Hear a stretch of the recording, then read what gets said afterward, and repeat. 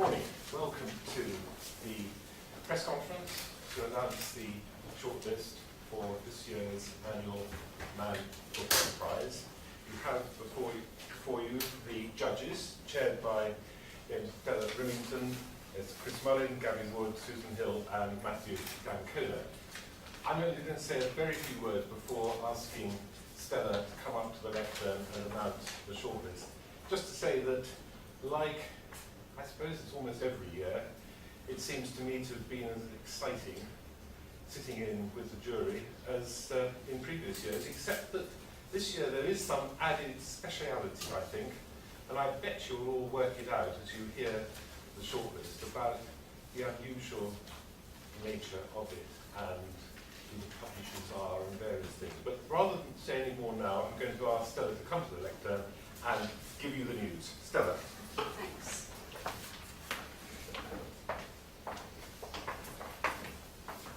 Morning, everybody. My job to announce the shortlist, but before I do, I just want to congratulate and thank all the 13 authors whose books were on the long list. We enjoyed reading and rereading their books, and we were sad to have to leave some excellent books behind as we chose our 6 for the shortlist, but 6 it has to be, and the 6 we've chosen are, in our opinion, the best. We're very aware that another group of 5 people might well have chosen a completely different list, but this is our list, and we're proud of it. And if I may say so, we're also proud of the authors who are on it. So, the 2011 Man Booker shortlist is Julian Barnes, A Sense of an Ending, Carol Birch, Jamrat's Menagerie, Patrick DeWitt, The Sisters Brothers, Ezi Ejigayan, Half-Blood Blues, Stephen Kellman, Pigeon English, and A.D. Miller, Snowdrops. So that's the list. And now each of us is going to say a few words about one of those books on the list, except for Gabby, who's going to say something about 2, because there are 6 books and only 5 of us. And I'm going to start by just saying a few words about Snowdrops by A.D. Miller. We had 2 books on the long list about the end of the Cold War, Snowdrops and The Last 100 Days by Patrick McGuinness, which is about Bucharest as Ceausescu fell. Both of them we thought were an excellent read. We found it quite difficult to choose between them. But eventually we plumped for Snowdrops, which it seemed to us caught vividly and succinctly, for the first time in a novel that we were aware of, the atmosphere of Moscow after the collapse of the Soviet Union. It's a story told through the eyes of a young British lawyer of a society in which morality and human relationships are broken down in a rush of greed and corruption. It's a society where anything goes, where luxury and squalor go hand in hand, and anyone who possesses something is vulnerable to somebody else who wants to take it from them. But though it's corrupt, it's also seductive, and we see the moral uncertainties of the young lawyer waver. It's an enthralling story, well told, and spiced with vivid descriptions of Moscow and some beautifully drawn characters. So that's my view of Snowdrops, and now I'm going to sit down and we're going to go along the line, starting with Chris, and each one's going to say something, as I say, about one of the books. Thank you. Do you want me to come up to the lectern? I think you will be heard more easily. Okay, right.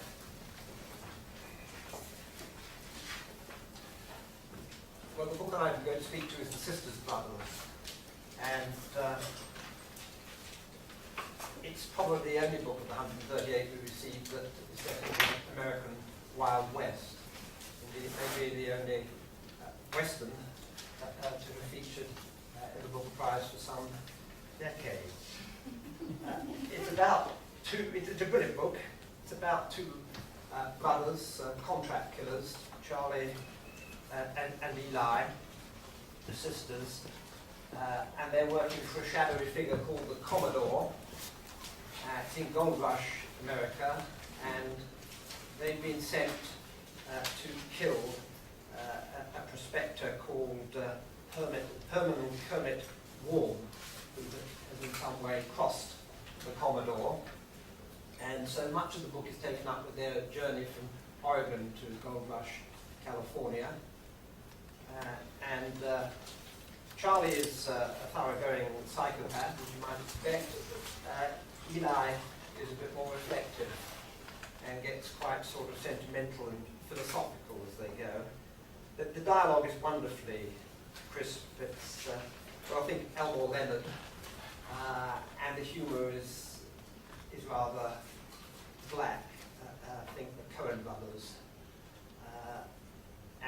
When they get to Gold Rush, California, and eventually track down Herman Kermit Warm, who's of interest to the Commodore because he's invented some magic formula for detecting gold, chemical formula for detecting golden rivers, which is going to make everybody very rich when they can discover, get him to part with his formula. But when they get there, things don't work out quite as they had intended. So it's a sort of black, slightly humorous, but also rather chilling story.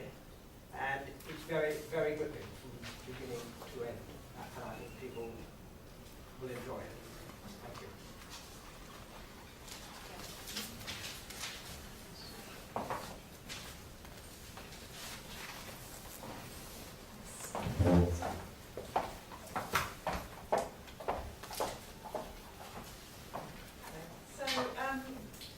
I wanted to say for Julian Barnes, The Sense of an Ending, that it seems to be the most obvious book on this list.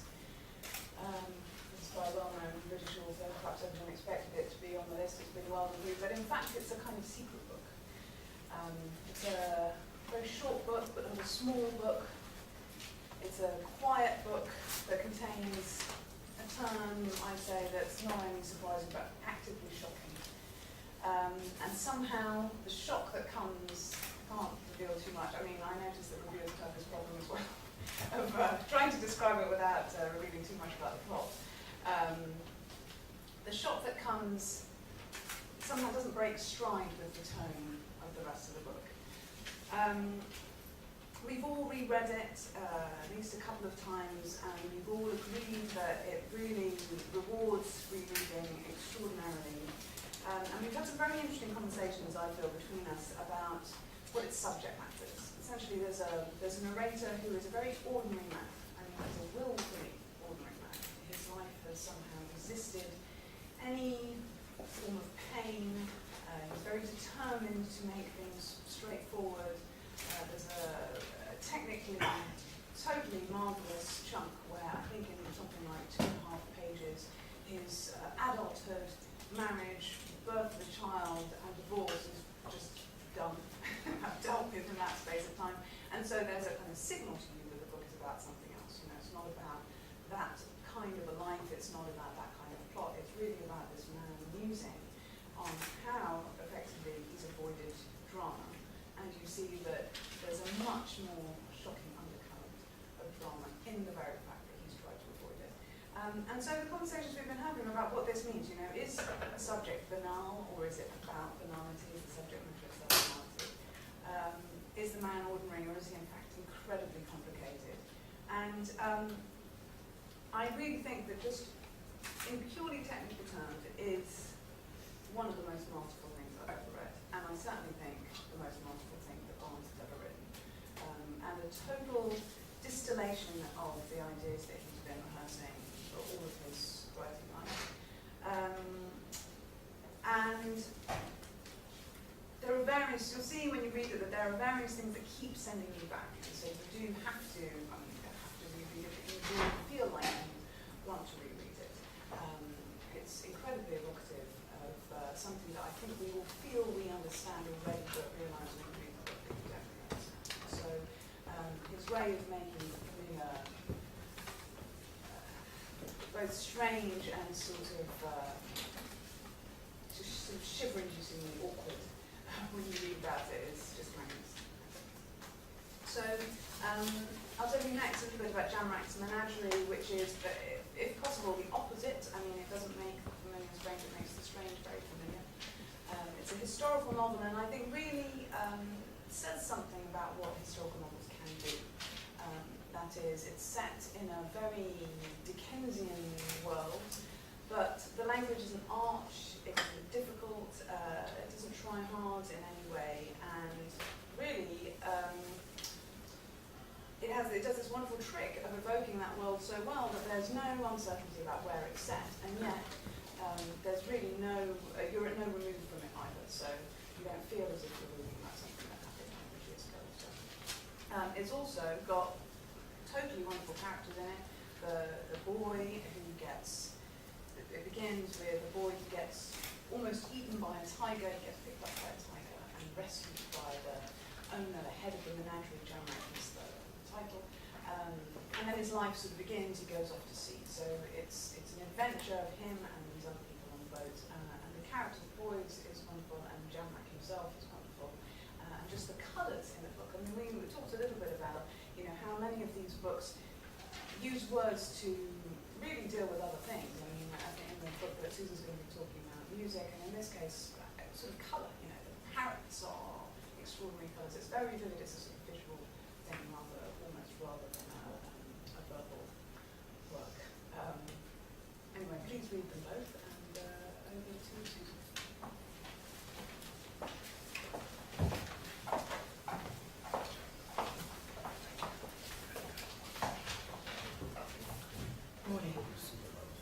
One of the great things about judging the Manuscript Prize is the compulsory adventure.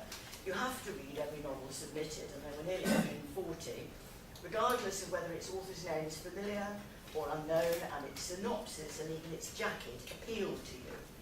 Weary of World War II books, I doubt if I would have picked up Half-Blood Blues if it hadn't been a submission. And I would have missed one of the most original, assured and moving novels I've read. I might also have noticed that it was partly written in a sort of black patois about a group of jazz musicians, and decided it wasn't my kind of book. How wrong I would have been. It's quite unlike any other novel I've ever read about the last war, though it's not only about that. It moves between 1940s Berlin and that very different city today. The reader becomes immersed in the atmosphere of both and is taken between them without any unevenness.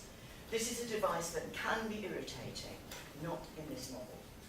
The wonderfully named Hieronymus Falk was a young cabaret musician in Berlin just after the fall of Paris. He was a Berliner and he was black, and one night he was arrested in a cafe. Sid, his fellow band member, was a witness to the arrest, and he thinks he knows the full truth about what happened and even why. Sid is still around. Then his friend Chip shows him a letter which opens up the old story and points to dark and hidden secrets about Hero, as they call him, and what eventually happened to him.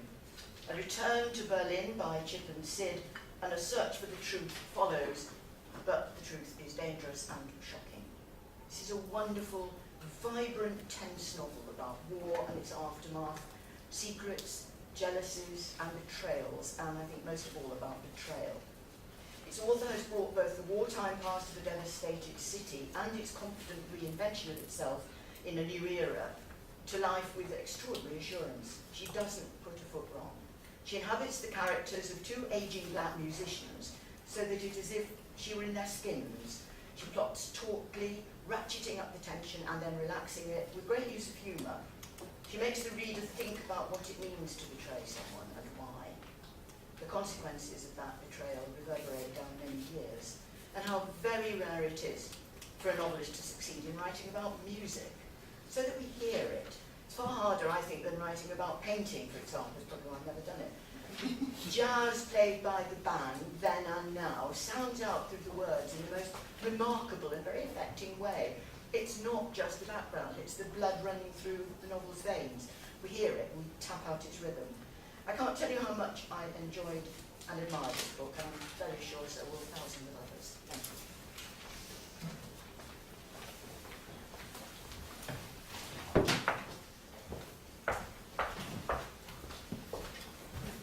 you. Morning all. I wanted to talk about Pigeon English by Stephen Kelman, which I think is a magnificent book that achieves what might be described as the highest ideal of a novelist, which is to totally occupy the inner life of someone else. In this case, an 11-year-old Ghanaian immigrant to this country called Harvey, who lives on the Dell Farm estate in Peckham.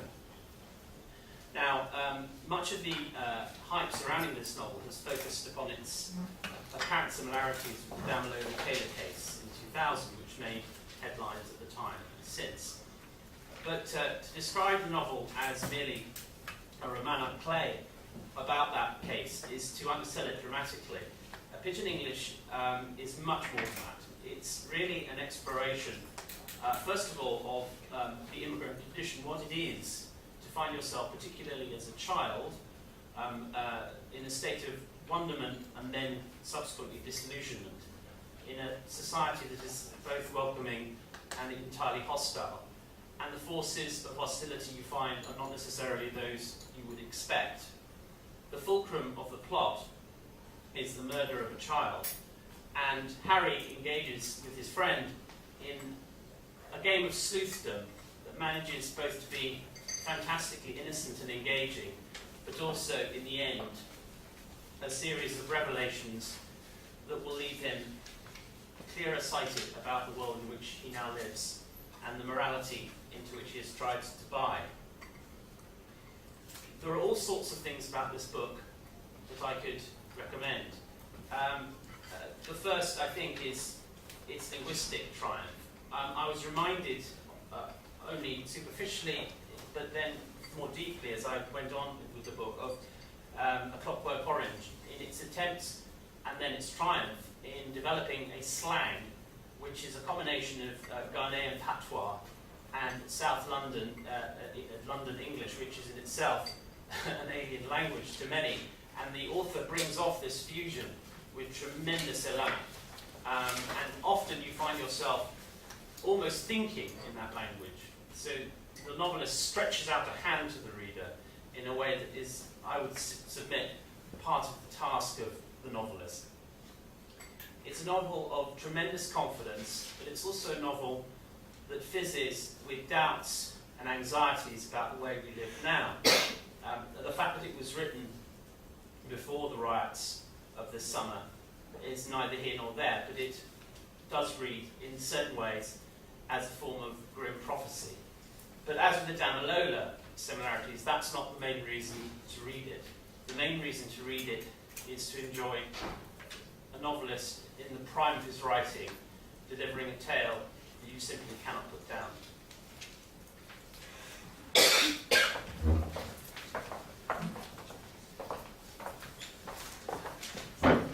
So, ladies and gentlemen, there you have it, the shortlist for the 2011 Man Booker.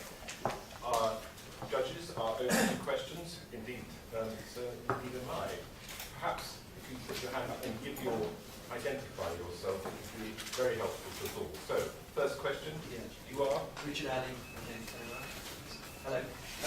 Obviously, I think a surprise to most people will be Alan Hollinghouse being dropped from the list. I just wondered, could you talk a bit about the decision, how you came to that decision? Was it a split decision? And who voted for who? Well, I think we will not say. About all the books on our long list, we had a long discussion, and some people took one point of view, some people took another. But eventually, without any rancour, we all agreed on the list that we've produced today.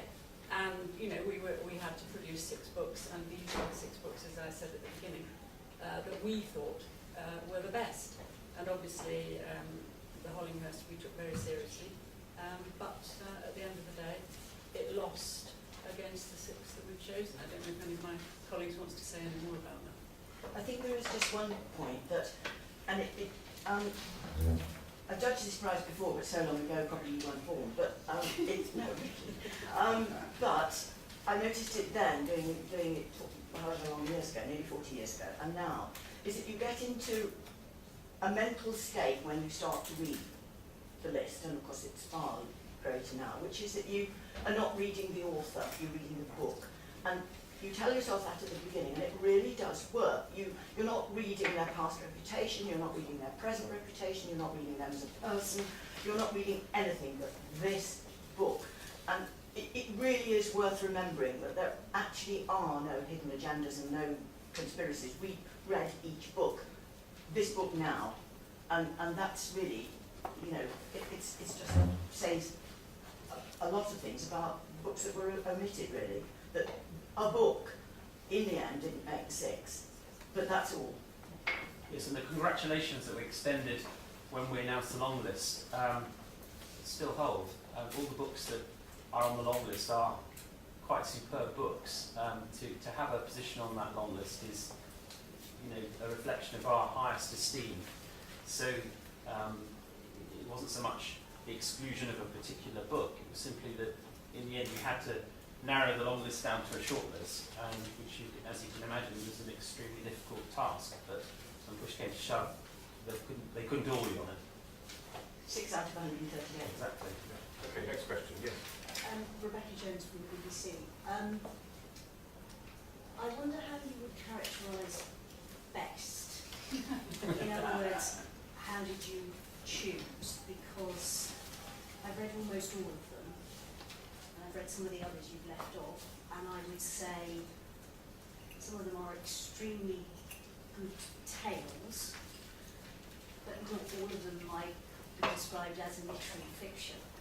And I wonder, when you said the best books, what was your thinking behind that word? What was for you the best book? Rebecca, can I say one thing? Yeah. Remember that the criteria is very simple for this prize. It's actually for what is, in the judge's opinion, the best novel of the year. The word literary does not appear. It's not seen as that. It's the best novel in the opinion of the judges. So what is your best novel? What do you mean by that? Yes, do. I don't mean to start with criticism of you, but actually, it's the most interesting question there is, that question about the best book. And the literary fiction just slightly ruined it, because the phrase literary fiction is meaningless, whereas best is a real problem. I mean, we really do that. So just to put the literary fiction question aside, I think that one learns, to speak for myself, I mean, one learns quite a lot about one's own taste and what the way you move towards certain things. I mean, I feel the same way about films. You know, so for example, if you're asked to choose your 10 best films of all time, you have to bring back and say, do you mean the ones I think are the best or the ones that are my favourites? Because inevitably your favourites are always sort of meaningfully flawed, I think. And in the end, we had some quite interesting discussions about things that were not, say, as well made as others, not as polished as others, writers who we thought were fantastically interesting, but needed something else.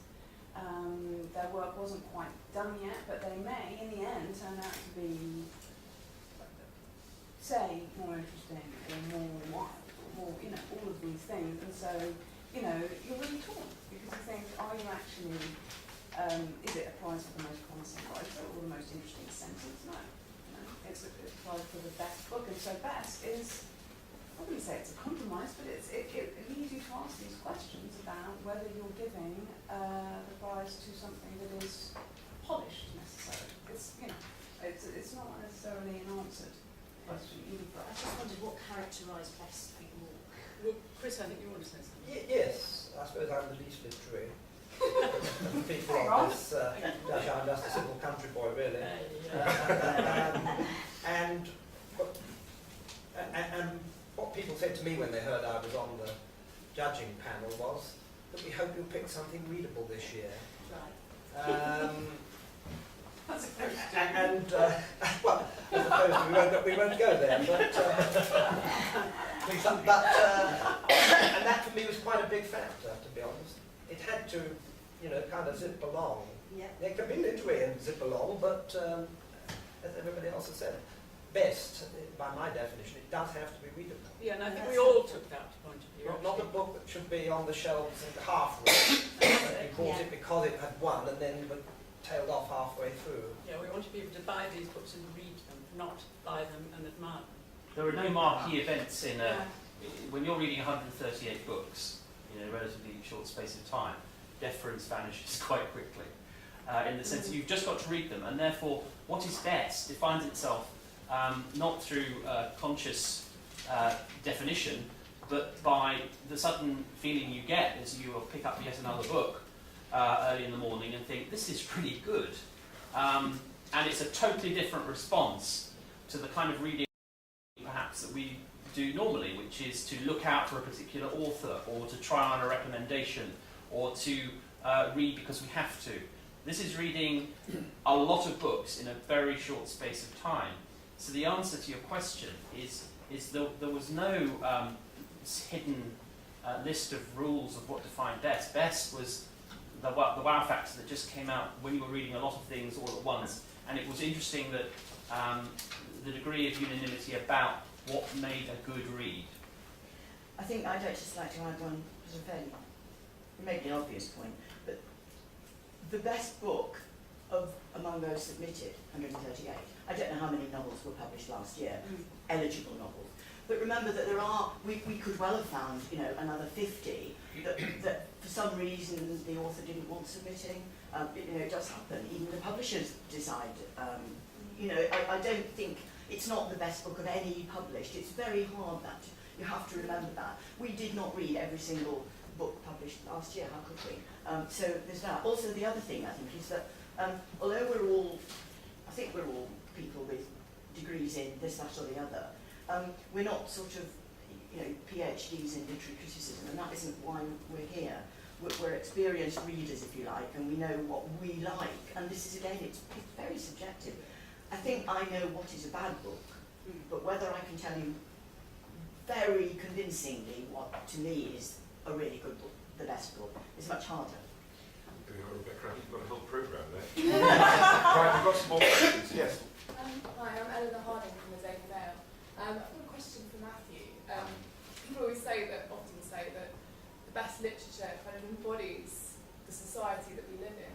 But in English, do you think in the future kind of decades, it's going to be seen as the book that kind of embodies this year, the crisis that we face, this year in society, and also, the good things that have come out of that as well? Well, as I said when I had made a few remarks about it, there was a sort of accidental topicality about it. I mean, the reason I think it's a terrific book have nothing to do with the fact that it resonates in that sense, in the topical sense. It's certainly an extraordinary map of the inner city life now. As to its, as to how posterity will see it, as Martin Amis always says, you can only know that the day after you die. So therefore we don't. But I think I'd say it has the capacity to endure. It's a very significant book. Yes. Mark Brown from The Guardian. Just on Snowdrops, might some people read that and think it's ever so slightly racist in that most of the Russian characters are corrupt? The writer talks about most Russian women dressing as prostitutes. It hadn't occurred to me that people would think it racist. I think people would enjoy it as a story, and I think would see it as a representation of some of the aspects of post-Soviet Russia, with the corruption and the get-rich-quick that we all know about. So no, it certainly hadn't occurred to me that it would be seen as racist. I mean, it's a novel, and he's created his characters to signify an aspect of the Moscow of today, which I found particularly. And he is actually, isn't he? I mean, the main character is actually telling the events to somebody else. So you could argue that the view expressed is that of the main character. Well, indeed it is, and he's almost explaining himself to his current girlfriend about why he went off the rails in the way he did. So it's about the effect of living in a corrupt society on somebody whose sort of moral compass gets moved around because of the society he's living in. Yes. Hi there, Vincent Dowd, BBC World Service Radio. I think I'm right in saying the one thing we know about what will happen on the 18th of October is the winner will be either a Canadian or a Brit. I think that's right. The long list was also not so varied in terms of nationality as it has been some years. I realise you can't, focus on that totally. But when you set out on the entire process, did you hope that some of the better books might be more widely sourced, as it were, that you might have a wider representation of where they came from? I frankly don't think that we thought about that at all. As I think it was Susan said, we were reading the books that we had. And personally, I wasn't thinking whether it was written by a man or a woman, whether it was written by a Canadian or an But is it slightly Irish. disappointing there weren't more strong books from Africa and Asia? There weren't that many submitted, were there? I mean, Well, remember the criterion that qualification for being No, no. submitted. Yeah. But there have been very strong books in Africa and Asia. Yeah, but maybe it's a poor year for Africa and Asia. You can't. I think, having sat in on this role now for a good many years, every year is different, and some years you do get, a strong representation from Africa. The fact that there are 2 Canadians, I think, is actually more significant than a negative of actually there not being African and Asian this year. And who knows what next year will bring? It all depends on what is being published. There were some very interesting books from Australia, but they didn't quite, in the end, make the cut. so I think what Susan says is true, that, so much depends on what the publishers submit. So that, there's so much of the choice has already been made for you. Okay, next question. Yes, behind, sorry, we'll come back to you in a moment. Hi, I'm Samantha from Huffington Post. Can you tell us a little bit about what will happen between now and when the winner is announced, and how you will approach making your final decision? Do you feel as though you've already made your mind up in any way? Or, how often will you discuss it? Will you read all the books? We haven't told each other if we've made our minds up. We're keeping an open mind. What we'll do, we'll go away and read the books again, and we'll all come to a decision, and we'll only find out what that decision is when we all meet on the day. Then we're going to have a very interesting discussion, because I can't imagine, actually, knowing this gang, that we're all going to come to the same conclusion. So it's going to be my job to try and force something out of this lot, and I'm quite looking forward to it. How long will that discussion take? Heaven knows. It takes as long as it needs. We haven't got, some years it's taken many hours, sometimes it's been over very briefly. I mean, really, I think it's exactly that. But remember, each one of these books will have been read at least 3 times in a comparatively short period of time by the judges. And that's a hell of a test for any novel.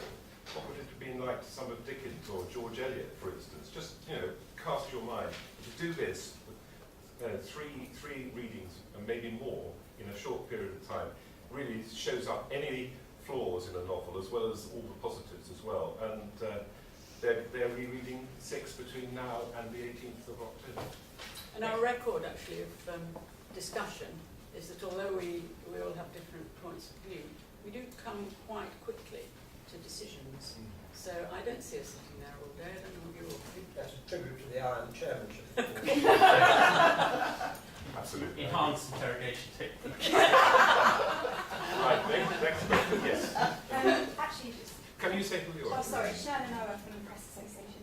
Talking about that kind of thing, can I just ask Dave and Stella, on your previous role, whether you've got any comments about the latest stories? The government has said there should be no rush to judgment on MI5, MI6. I don't think this is, if I may interrupt, this is a press conference about try, the book of Banu. So, next question. Yes. Mark. Just quickly on the wit, which is brilliant that it's included, but it must be the first, you said it was the first of decades, it must be the only Western to be... I have gone back over the shortlist, and I can't produce one of the shortlist. The long list, remember, only started being published, 15, 20 years ago? So I can't go back. But I must say, I think you could probably safely say it's the first. But of course, there'll be some sharp-eyed person who may pick us up. But I would say you can safely say so. But that's on my experience anyway. Right, next question. You had another one. Yes. Jeff Morgan from the Times. There's 2 things. One, I was wanting to ask you if there were about your enhanced interrogation technique.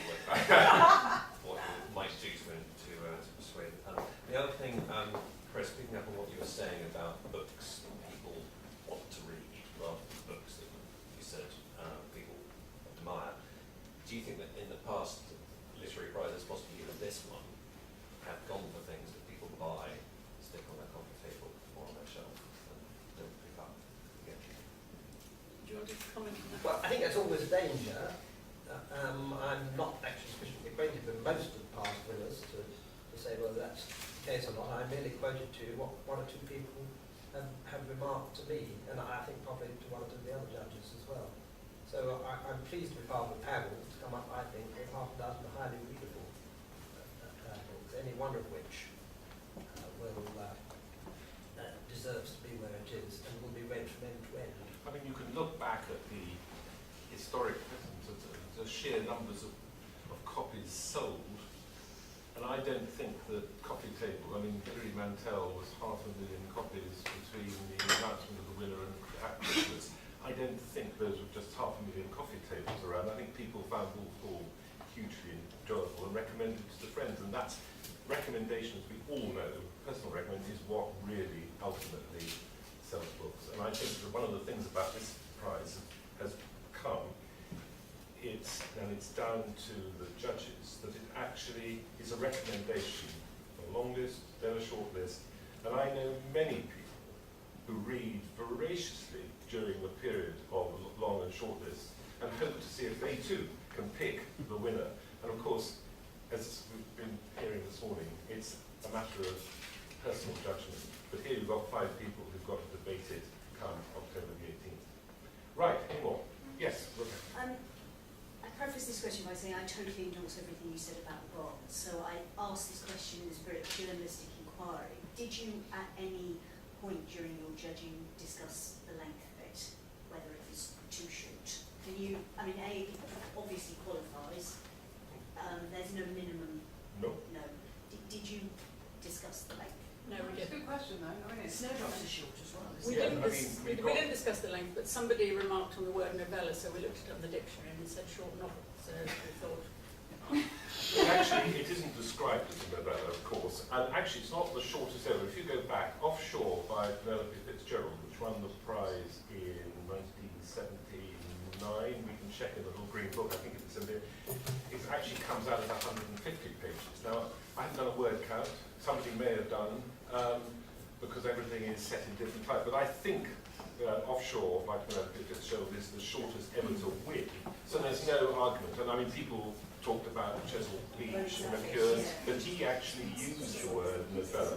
But there's actually, as Stella has said, I mean, it's what we don't allow are short stories, but we do. I mean, a short novel, there's nothing about brevity. And in fact, I mean, when you look at them sitting there, actually, I think it's the smallest pile in terms of number of pages and print used that I can remember. Can I ask very briefly on that? Correct me if I'm wrong, is only one of them a hardback? No, you're seeing lots of things like Proust. They've all been, have to double check. Were they all first published as hardbacks? No. I was querying whether we were I beginning to see haven't hardback. remember, but I mean the point is that the hardback still exists in this world, even with downloading and everything else. If some goes straight into paperback, fine. Just to add to that one more question, would you, just to kind of turn it on its head, was Alan Hollingham's book too long? Who wants to answer that? well, we can answer that shortly. Well, the as answer you know. to that question is contained in the fact that he was on the long list. Yeah. No. Okay. Any more questions before we close this? Can I? Oh, sorry. Yeah. Sorry, Susan, did you want to add one thing on that? No, if you carry on and then I'll say. Okay. Well, mine was just very quickly, just on June Carol Birch, which of course, what does that say about the Orange Prize, which longlisted her in the shortlist?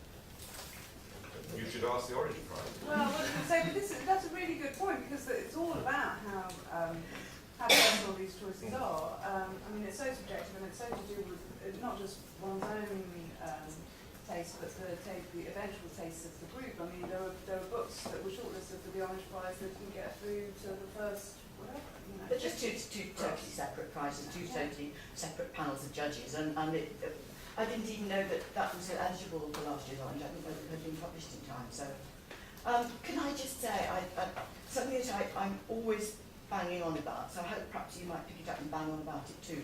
I was once in a bookshop a few years ago when the Booker Prize, the Man Booker Prize, had started to build and build to the high profile it has now.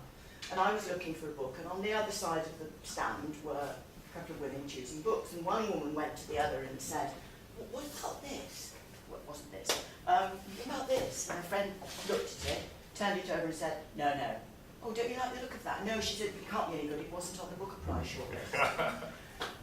It's that closed-minded attitude of people who will only read what we've shortlisted, would only read possibly now the long list, that is so it just depressed me so much that somebody couldn't choose for themselves. So although it's wonderful if people will read what we're recommending, for goodness sake, everybody, don't think these are the only novels to read this year. Remember, we had 130, it's really serious. I mean, there were 138, out of which I would easily be able to recommend half to anybody. We just couldn't, you know, when push came to shove. But please say, it's only our judgment, we hope it's right, we believe it's right, but of course everybody else will disagree, the world will disagree. But meanwhile, this is just our recommendations. Don't think that you must read anything else. I'm sorry, pre-seminary. No, thank you. No, we've had a really good time reading some excellent books. Yeah. I mean, all year. Okay, is there anybody else? No, well, I will just close on saying that actually my point at the very beginning was to think that I think that the fact that there is only one publisher here, Jonathan Cape, publisher of the Julian Barnes, of part of the conglomerate world of publishing, but the others, Bloomsbury, yes, it's a quoted publishing house in the stock market, but Serpent's Tail, Atlantic, Canongate and Granto are all independent, varying sizes, and I think it says something about the state of publishing, that actually the risks are being taken now, rather interestingly, by some of the smaller publishing houses. Maybe it's more difficult being a conglomerate. I don't know. It's a question you can ask them. But I think it's also very, very encouraging. And I can echo what was said here, that nobody started saying, looking at colophons and spines and saying, oh, this is published by so-and-so, it must be good or it must be bad. If you look at that long list, there were publishing houses from Scotland, Wales, Midlands as well represented, and I think that's a very significant side of the novel is alive and well, but perhaps it's now being published by a broader range of publishing houses than ever before. Thank you all very much for coming to the press conference today. Thank you.